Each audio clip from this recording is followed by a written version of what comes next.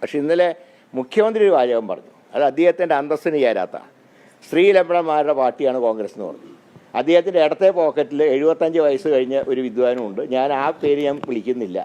75 വയസ്സ് കഴിഞ്ഞ മുൻ MLA ഒരു യുവതിയായിട്ടുള്ള സംവിധായകയെ കയറി പിടിച്ചു. എന്നിട്ടാണ് ഒരു എളുപ്പവും കൂടാതെ മറ്റുള്ളവരെ കയറി ഓരോന്ന് വിളിക്കുന്നത്. അത് മുഖ്യമന്ത്രിയുടെ പിണറായി വിജയൻ്റെ തന്നെ അന്തസ്സിന് ചേർന്നതല്ല എന്ന് എനിക്ക് പറയാനുള്ളത്. വേറൊരു MLA ഇതേപോലെയുള്ള MLAനെ വലത്തെ ഭാഗത്തും വെച്ചിരിക്കുക, എന്നിട്ടാണ് മറ്റുള്ളവരെ ചീത്ത വിളിക്കുന്നത്. അപ്പോൾ അങ്ങനെയുള്ള ആളുടെ ഉപദേശം ഞങ്ങൾക്ക് ആവശ്യമില്ല. എന്തുകൊണ്ട് ഈ ഒരു സംവിധായകൻ എന്ന് പറഞ്ഞാൽ ആരാ? 2 തവണ MLA ആയിരുന്നു, 3 തവണ LDF സ്ഥാനാർത്ഥിയായിരുന്നു. അങ്ങനെ ഒരാളാണ് സ്വന്തം മകളാവാൻ പ്രായമുള്ള ഒരു സംവിധായകനെ കയറി പിടിച്ചത്. അതിനെക്കുറിച്ച് സമൂഹം ചർച്ച ചെയ്യുന്നില്ലല്ലോ.